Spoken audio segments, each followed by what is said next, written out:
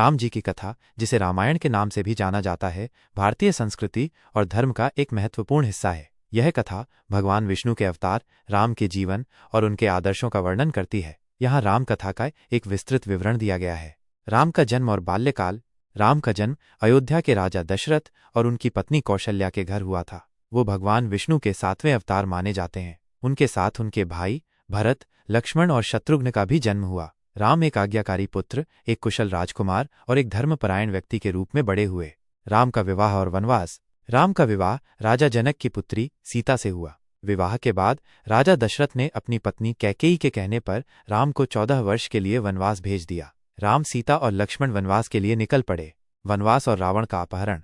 वनवास के दौरान राम ने कई राक्षसों का वध किया और ऋषियों की रक्षा की। रावण, लंका का राजा, ने सीता का अपहरण कर लिया और उन्हें लंका ले गया। राम ने हनुमान और वानर सेना की मदद से लंका पर आक्रमण किया। राम रावण युद्ध और विजय।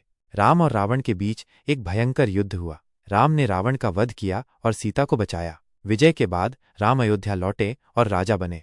राम का राज्य और आदर्श। राम ने एक आदर्श राजा के रूप में शासन किया, जिसे राम राज्य के नाम से जाना जाता है। उनका शासन न्याय, धर्म और शांति पर आधारित था। राम के आदर्श आज भी लोगों को प्रेरित करते हैं। रामायण के मुख्य पात्र। राम, भगवान विष्णु के अवतार, अयोध्या के राजकुमार और राजा। सीता, राजा जनक की पुत्री, राम की पत्नी और आदर्श नारी। लक्ष्मण, राम के भाई जो हमेशा उनके साथ रहे। हनुमान, राम के भक्त, वानर सेना के शक्तिशाली सदस्य। रावण, लंका का राजा जिसने सीता का अपहरण किया। दशरथ, अयोध्या के राजा और राम के पिता। कौशल्या, राम की माता। भरत, राम के भाई। शत्रुघ्न, राम के भाई। कैकेयी, राजा दशरथ की पत्नी जिसने राम को वनवास भेजा।